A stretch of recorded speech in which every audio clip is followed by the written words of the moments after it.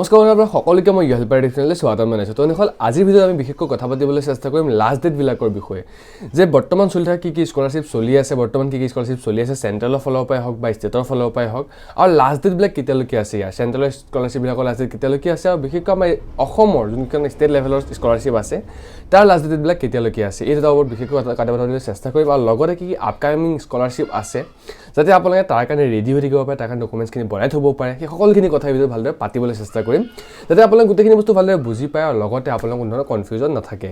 তো আমি পলম নকৰি এই নতুন ভিডিঅ'টো আৰম্ভ কৰি লওঁ। তো ভিডিঅ'টো আৰম্ভ কৰাৰ আগতে এটা কথা কৈ লওঁ, চিম্পলি আপুনি যদি গভৰ্ণমেণ্ট জবৰ প্ৰিপাৰেশ্যন চলাই আছে, পঢ়ি থকাৰ লগতে তেনে আমাৰ এটা টেলিগ্ৰাম গ্ৰুপ আছে, সেই টেলিগ্ৰাম গ্ৰুপটো আমি daily current affairs, daily news paper ফ্ৰীতে, আছাম ট্ৰিবিউনখন দা হিন্দুখন ফ্ৰীতে আমি প্ৰভাইড কৰি ডেইলি কাৰেণ্ট এফেয়াৰ্ছ নিউজ, বিভিন্ন জব ৰিলেটেড আপডেটছবিলাক সেই টেলিগ্ৰাম চেনেলত দি থাকিব। যদি আপোনালোকে টেলিগ্ৰাম চেনেলটোকে জইন কৰা নাইকিয়া, চিম্পলি ডেছক্ৰিপশ্যন মই লিংক দি দিছোঁ, সেই লিংকত ক্লিক কৰি পেলাই আপোনালোকে সেই টেলিগ্ৰাম গ্ৰুপত জইন কৰি বিভিন্ন আপডেটছবিলাক গভৰ্ণমেণ্ট জব ৰিলেটেড বা বিভিন্ন নিউজবিলাক, কাৰেণ্ট এফেয়াৰ্ছবিলাক PDF আকাৰে তাত পাব পাৰিব।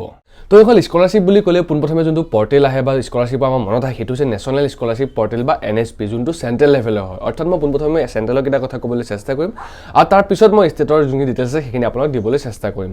এতিয়া আমি কথা পাতিব ল'ম চেণ্ট্ৰেলৰ কেইটা। তো পোনপ্ৰথমে যোনটো স্কলাৰশ্বিপ আছে সেইটো হৈছে ঈশানোদয় স্কলাৰশ্বিপ, চেণ্ট্ৰেলৰ ফালৰ পৰা চলি আছে, আৰু যোনটো লাষ্ট ডেট বৰ্তমানলৈকে আছে 31/12, অৰ্থাৎ যোনটো 31st আছে 31ষ্টলৈকে ইয়াৰ লাষ্ট ডেট আছে আপোনালোকে এপ্লাই কৰিব পৰা।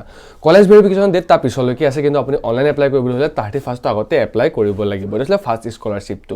2 নম্বৰ যোনটো স্কলাৰশ্বিপ সেইটো হৈছে PG Indira Gandhi scholarship for single girls child. তো এইটো আছিলে 2 নম্বৰ স্কলাৰশ্বিপটো, আৰু এইটো স্কলাৰশ্বিপৰ লাষ্ট ডেটো আছে আপোনালোকৰ 31ষ্টলৈকে আছে।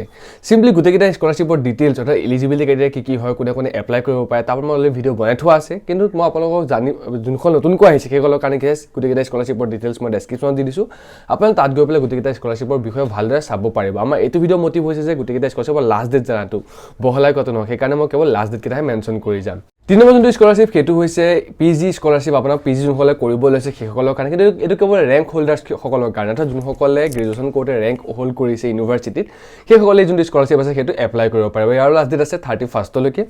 4 নম্বৰ যোনটো স্কলাৰশ্বিপ সেইটো হৈছে আপোনালোকৰ PG স্কলাৰশ্বিপ ফৰ SC আৰু ST student for professional degree কৰিছে, যোনবিলাকে প্ৰফেচনেল ডিগ্ৰী কৰিছে কাৰণে এডমিশ্যন লৈছে, ST ষ্টুডেণ্ট যোনবিলাক আছে PGত, সেইবিলাকে যোনটো স্কলাৰশ্বিপ আছে সেইটো এপ্লাই কৰিব পাৰিব। লাষ্ট ডেট আছে 31ষ্টলৈকে। এইকেইটা আছিলে জেনেৰেল আৰু লগতে কি হৈছিলে প্ৰফেচনেল ডিগ্ৰী কৰ্চেছ। বাকী যোনসকলে ধৰক এয়া ডিগ্ৰী কৰ্চেছ নকৰি পেলাই, এইবিলাক ডিগ্ৰী নকৰি পেলাই যোনসকলে টেকনিকেল ডিগ্ৰীৰ ক্ষেত্ৰত আগবাঢ়িছে বা এডমিশ্যন লৈছে সেইসকলৰ কাৰণে এইখিনি স্কলাৰশ্বিপ আছে চেণ্ট্ৰেলৰ ফালৰ পৰা। টেকনিকেল ডিগ্ৰী আৰু ডিপ্ল'মা কৰ্চৰ কাৰণে যোনটো ফাৰ্ষ্ট স্কলাৰশ্বিপ সেইটো হৈছে প্ৰগতি স্কলাৰশ্বিপ। চ' ইয়াত মই ডিগ্ৰী আৰু ডিপ্ল'মা বুলি মেনশ্যন কৰি দিওঁ, অৰ্থাৎ আপুনি টেকনিকেল ডিগ্ৰীটো যদি আপুনি এডমিশ্যন লৈছে এইকেইটা স্কলাৰশ্বিপ আপুনি এপ্লাই কৰিব পাৰিব, আৰু যদি আপুনি ডিপ্ল'মাত এডমিশ্যন লৈছে তেতিয়াও আপুনি এইকেইটা স্কলাৰশ্বিপ এপ্লাই কৰিব পাৰিব। পোনপ্ৰথম যোনটো স্কলাৰশ্বিপ সেইটো হৈছে প্ৰগতি স্কলাৰশ্বিপ, 2 নম্বৰ যোনটো স্কলাৰশ্বিপ সেইটো হৈছে সক্ষম স্কলাৰশ্বিপ, আৰু 3 নম্বৰ যোনটো স্কলাৰশ্বিপ আছে সেইটো হৈছে স্বনাথ স্কলাৰশ্বিপ। এই তিনিটাই টেকনিকেল ডিগ্ৰী আৰু ডিপ্ল'মা কৰ্চৰ কাৰণে হয়, আৰু তিনিটাৰে ডেট আপোনাৰ 15 তাৰিখলৈকে আছে, অৰ্থাৎ 15/2023লৈকে আছে, জানুৱাৰী মাহৰ। তো এইকেইটা আছিলে আপোনাৰ টেকনিকেল ডিগ্ৰী কৰ্চ চেণ্ট্ৰেলৰ ফালৰ পৰা, টেকনিকেল স্কলাৰশ্বিপ চেণ্ট্ৰেলৰ ফালৰ পৰা। এইকেইটাৰ ওপৰত আৰু কেইটামান স্কলাৰশ্বিপ আছে চেণ্ট্ৰেলে যোনকেইটা প্ৰভাইড কৰে, সেইকেইটা 1 নম্বৰতে হৈছে মাইনৰিটি স্কলাৰশ্বিপ আৰু 2 নম্বৰতে হৈছে NEC স্কলাৰশ্বিপ। কিন্তু ইয়াৰে মাইনৰিটি স্কলাৰশ্বিপটোৰ ডেট বৰ্তমান উকলি গৈছে, অৰ্থাৎ বৰ্তমান ডেট পাৰ হৈ গৈছে। তো এই মাইনৰিটি স্কলাৰশ্বিপ আপোনালোকে এপ্লাই কৰিব নোৱাৰিব, কিন্তু যোনটো NEC স্কলাৰশ্বিপ আছে সেইটোৰ ডেট এতিয়াও আছে 31ষ্টলৈকে আছে, আপোনালোকে সেইটো এপ্লাই কৰিব পাৰিব। তো এইকেইটাই আছিলে মেইন চেণ্ট্ৰেলৰ ফালৰ পৰা দিয়া স্কলাৰশ্বিপ, বিভিন্ন ধৰক কি হৈছে ডিগ্ৰী কৰি থকা ষ্টুডেণ্টে হওক বা টেকনিকেল কৰ্চ কৰি থকা ষ্টুডেণ্টে হওক সকলোৰে কাৰণে। এইকেইটা যোনকেইটা ডেটকেইটা আছে সেইকেইটা হয়তো আকৌ বাঢ়িবও পাৰে, কাৰণ এতিয়া ফিক্স নহয়, হয়তো আকৌ বাঢ়িবও পাৰে। যদি বাঢ়ে মই আপোনালোকক আকৌ এবাৰ আপডেট কৰি দিম যে কি স্কলাৰশ্বিপৰ ডেট বঢ়ালে। বৰ্তমানলৈকে এইকেইটাই আছে লাষ্ট ডেট চেণ্ট্ৰেলৰ ফালৰ পৰা। এতিয়া আমি ভিডিঅ'টো নেক্সট পাৰ্টটো লৈ আহিছোঁ, যোনটো হৈছে ষ্টেট লেভেলৰ যোনকেইটা স্কলাৰশ্বিপ আছে সেইকেইটাৰ লাষ্ট ডেট কেতিয়ালৈকে আছে। প্ৰথম যোনটো স্কলাৰশ্বিপ হৈছে সেইটো হৈছে যে pre matric scholarship for OBC student. Pre মেট্ৰিকটো আপোনালোকৰ ডেট আছে, আৰু লগতে post matric scholarship for OBC student, এই দুয়োটাৰে ডেট আছে আপোনালোকৰ 31ষ্টলৈকে আছে।